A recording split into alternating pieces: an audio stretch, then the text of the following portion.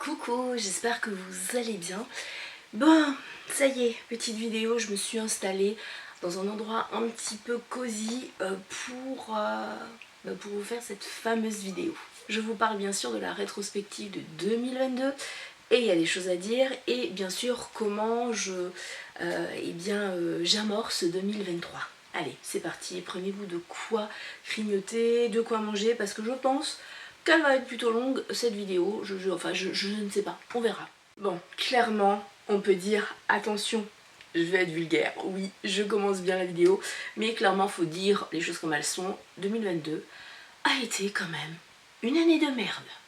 Une année que j'ai kiffé avec plein de choses qui se sont passées, mais aussi une grosse année de merde. Ça, c'est dit. Voilà, j'ai fini ma rétrospective. Plus en détail, il y a eu des choses qui se sont passées dont je m'en serais bien passée, clairement. Déjà, cette année 2022 a commencé de façon plutôt cool. Ouais, plutôt cool. Pourquoi? Puisque en octobre 2021, j'ai repris mon activité chez Avon. Et c'est en janvier 2022, fin janvier 2022, que j'ai dit à ma leader, allez, banco, je redeviens leader. Oui, je n'ai mis que 3 mois à me redécider, enfin même pas, 2 mois à me redécider, à créer une équipe, à coacher une équipe et tout, et c'est vraiment ça qui m'anime, c'est ça en fait le feu qui brûle un petit peu au plus profond de moi, donc vraiment je voulais redevenir leader. Et ça n'a pas été si simple que ça. Tout simplement, pourquoi? Parce que j'avais l'énergie, j'avais le dynamisme, j'avais vraiment tout ce qu'il fallait. Le seul souci, c'est que j'ai recruté beaucoup de personnes. Personne ne démarrait. Je ne sais pas ce qui s'est passé. Mais en tout cas, la dynamique était là. Donc janvier et février ont été assez compliqués puisque personne ne démarrait. Donc je passais beaucoup de temps. Je n'avais pas encore la technique puisque à l'époque, on le faisait en réel, on va dire. Là, c'était par rapport au réseau et je passais... Mais je perdais du temps, vraiment, pour rien. Mes journées commençaient à 7h, 7h30, elles finissaient à 1h, 2h du matin, c'était n'importe quoi. Et du coup, en parlant avec ma leader, Marie-Arlette, merci encore, eh bien, elle m'a dit, mais en fait, pourquoi tu fais des vocaux à rallonge? Condense, fais comme ça, voilà comment moi je fais, tu tentes. Et ça a été du pain béni. Bien sûr, je l'ai mis à ma sauce, mais ça a été du pain béni puisque maintenant, en 2 secondes 30, j'explique l'activité. Après, s'il n'y a pas de questions, on en reste là. Je n'ai perdu que 2 secondes 30, hein, clairement. Donc, ce qui n'est rien par rapport aux 3 quarts d'heure, 1 heure que je perdais avant, sans savoir si la personne était intéressée ou pas. Du coup, là maintenant, c'est vrai que je ne perds plus de temps pour donner les infos. Si bien sûr la personne est intéressée, là on prend vraiment le temps, on répond à toutes les questions, etc. Bref, c'est pas une vidéo recrutement, pas du tout, c'est une rétrospective, Stéphanie, concentre-toi. Donc du coup, ça m'a changé la vie et en mars, j'ai validé mon statut leader et alors ça a été juste topissime. Autre fait marquant quand même de ce début d'année, j'ai voulu vraiment arrêter définitivement mon activité en immobilier. Pourquoi? Parce que quand j'ai repris Avon, je me suis dit allez, tu reprends fin octobre, tu te laisses jusqu'à janvier et en janvier tu vois, parce que ça faisait quand même quelques années que j'avais stoppé l'activité, je ne savais pas comment j'allais appréhender les nouveautés, les changements, etc. de Avon France à Avon Allemagne. Et au final, dans ma tête, en fait, c'était fait depuis très longtemps, déjà, depuis quasiment 1 an. Mais je gardais quand même l'immobilier sous le coude. Et puis, étant donné que j'ai fait ma déclaration d'activité par rapport à Avon, j'ai voulu radier en même temps l'immobilier. Et alors là...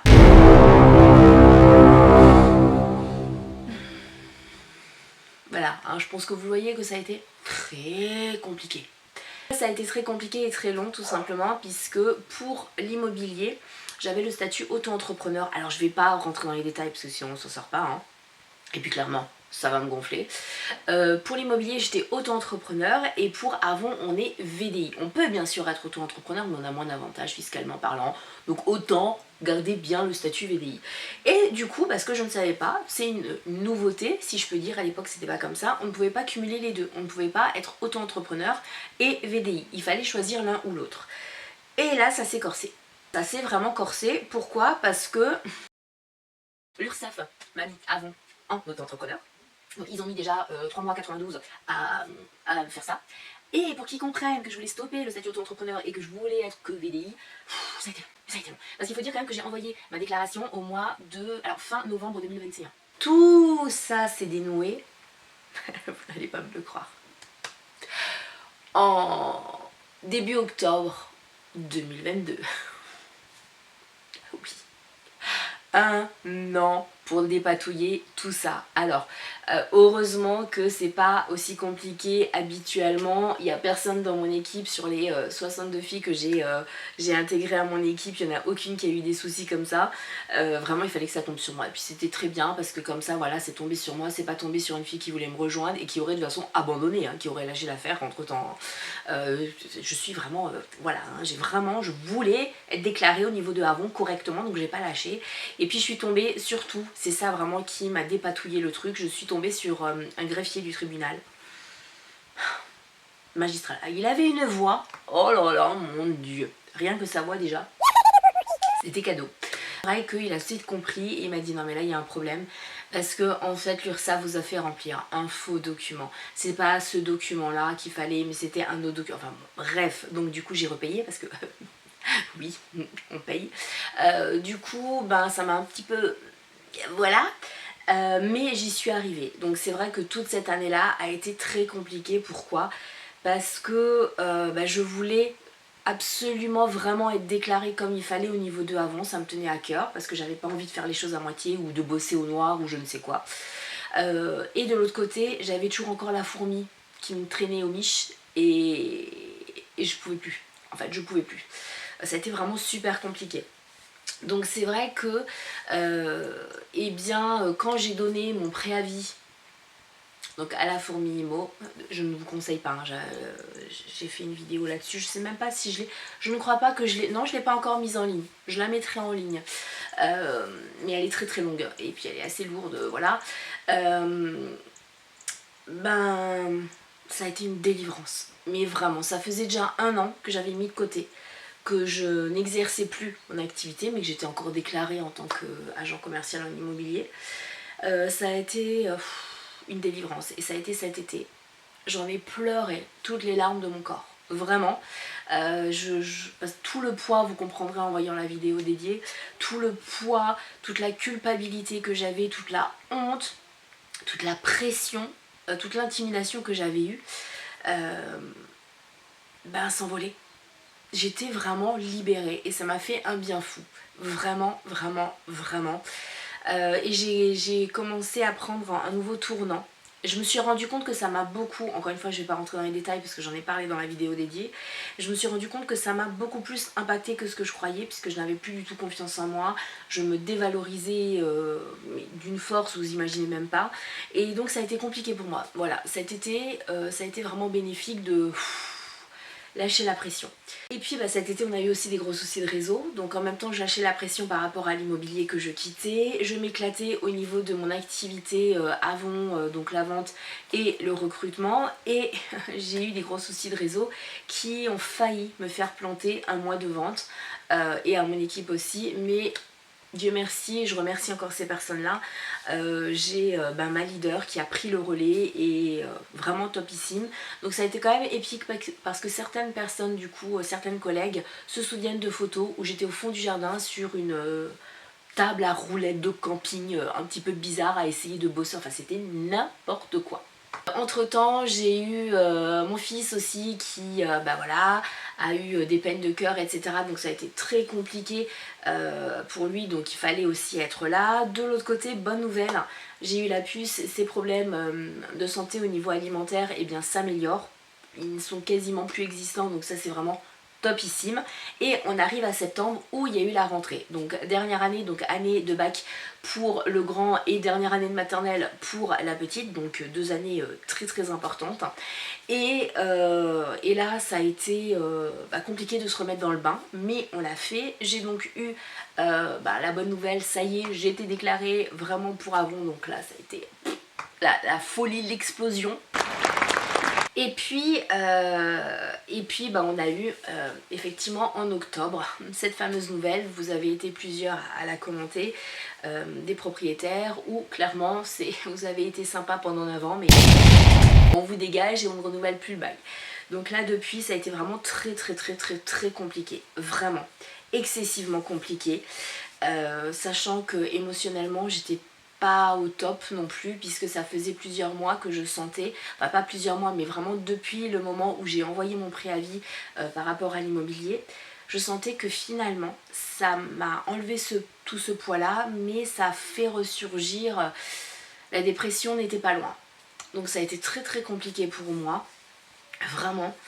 Et là ça a été la descente aux enfers, vous l'avez vu en vidéo. Bon là ça va un peu mieux même s'il y a des moments où c'est très très compliqué. Je suis passée vraiment à ça, mais vraiment à ça, de retomber totalement dans la dépression. Donc j'ai beaucoup pleuré, j'ai fait beaucoup de crises, ça a été vraiment très compliqué. Et puis voilà, hein, décembre. Potentielle évolution professionnelle pour le chéri, donc ça c'est plutôt cool. Moi mon bilan au niveau de Avon est franchement sympa puisque en une année avec tous les soucis qu'on a quand même eu entre temps etc, et je peux pas dire que j'ai bossé à 100%, j'ai quand même monté du coup une équipe de 62 personnes et ça c'est plutôt cool. Ça je suis plutôt fière de moi.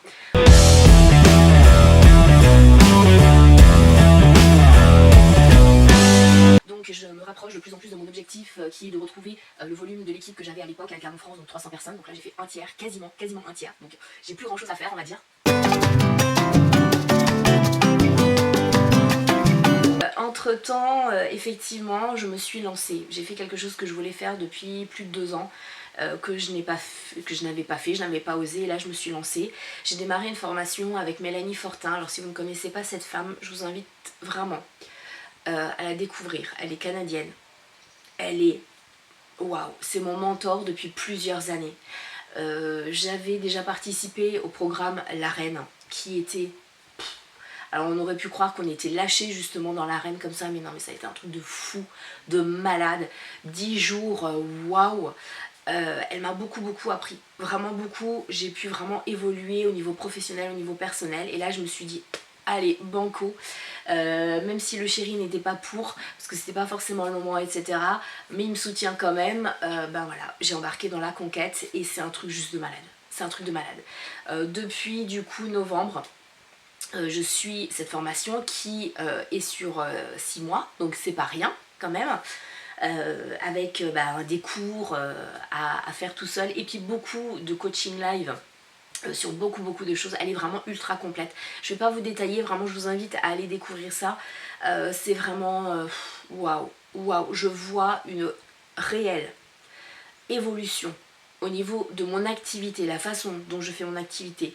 Je ne me tue plus au travail, je travaille beaucoup moins et je suis beaucoup plus productive, je suis beaucoup plus sereine, je n'ai plus ce stress, même mon entourage, ma meilleure amie me l'a aussi dit, donc enfin voilà, on le voit vraiment au quotidien. Je passe beaucoup plus de temps avec mes enfants, je ne culpabilise plus de ne plus travailler parce que j'ai vraiment assimilé le travailler moins pour travailler mieux. Je sais ça peut être compliqué, mais si vous voulez des infos n'hésitez pas à me mettre tout ça en commentaire.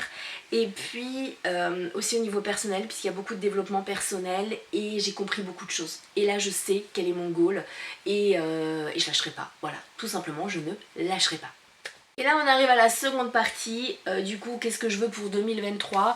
Je vais faire assez bref parce qu'en fait il y a très peu de choses, mais des choses assez...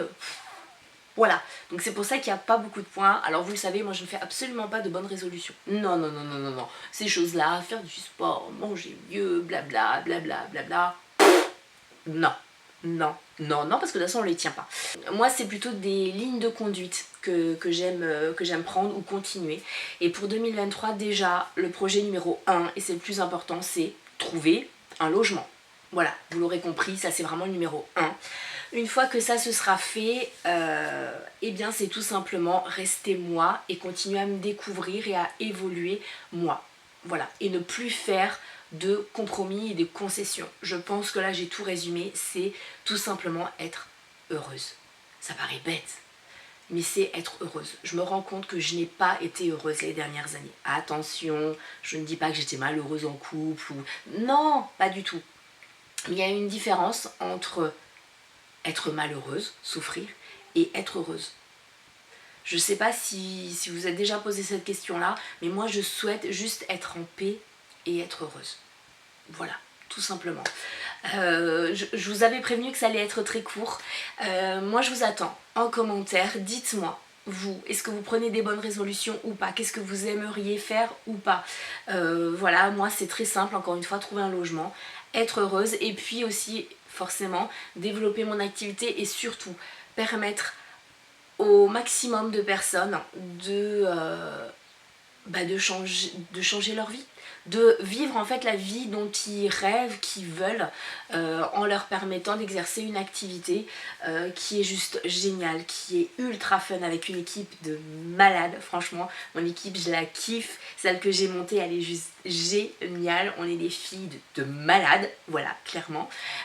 Et puis une formation béton, aucune obligation, pas de kit, pas de licence, on fait comme on veut, ça s'adapte absolument à 100% à notre quotidien, donc c'est vraiment un truc de fou, et permettre aussi à beaucoup plus de personnes encore de découvrir les produits et de pouvoir se faire plaisir avec des produits à tout petit prix mais de très haute qualité. Voilà, ça c'est vraiment c'est mon goal. Voilà, clairement, c'est mon goal. Et vous l'aurez compris, mon mindset pour 2023 est franchement plutôt cool. Voilà, je vous fais plein de bisous avec un tout petit peu d'avance. Je vous souhaite un excellent réveillon et une excellente année 2023. Je vous aime!